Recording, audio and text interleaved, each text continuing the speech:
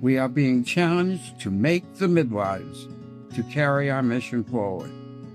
You all answered the call from your heart to be part of that mission. Now is the time to come together so that we can awaken the nation to the need to begin to investing in improving the beginning of life.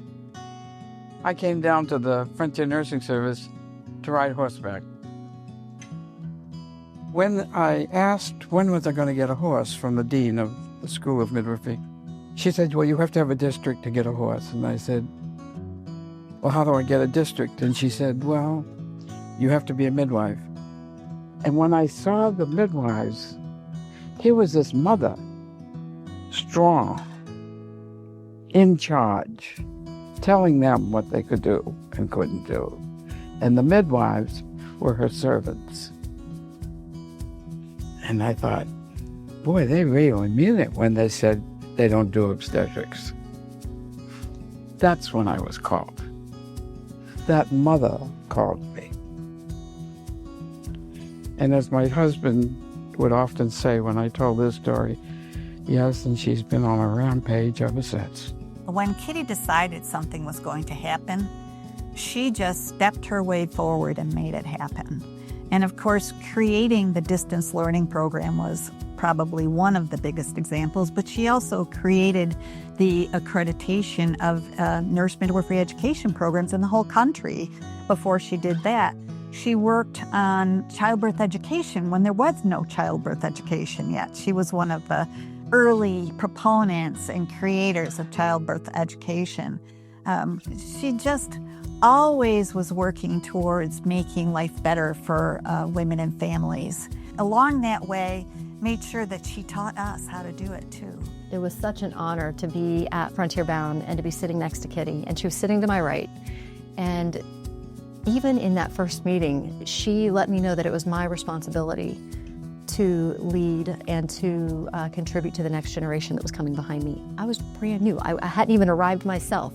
But she said these words. She said, each one needs to teach one. As I thought about it, the first thing I had to do was create some more space. I had a chicken coop and I had a big barn.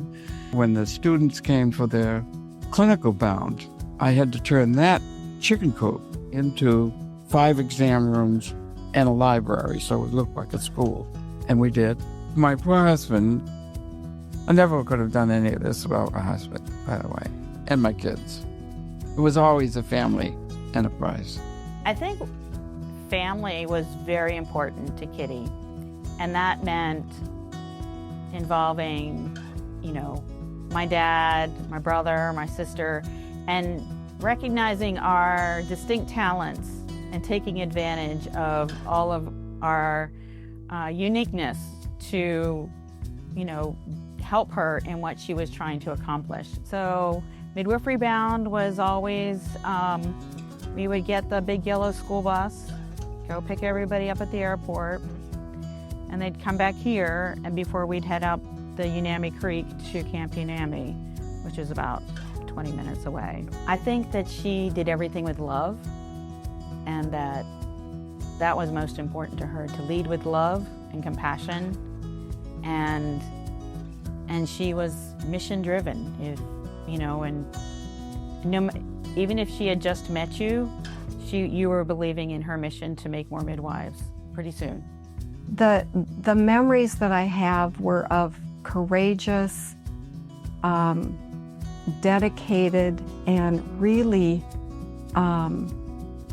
compassionate women who networked, who took chances, who took risks, and the students were handpicked. They were women who wanted to be midwives, but really didn't have any opportunity or chance to do that until Kitty created a pathway. And we all knew that if we didn't complete the program would not be able to continue. If we don't exponentially grow, our mission will not succeed. It's that simple. I can't do it. You have to do it. That's part of your mission. And then Kitty wrote, may your spirit and commitment be ever sustained as you embark on one of life's highest callings to be a guardian of birth. We proudly stand with you today as you will take our culture of caring into the wide neighborhoods of mankind. And when you get to the end of your time, like those before you, you will have no regrets, because you will have fulfilled your role in the greater meaning of life, which is simply to make the world a better place because you were here.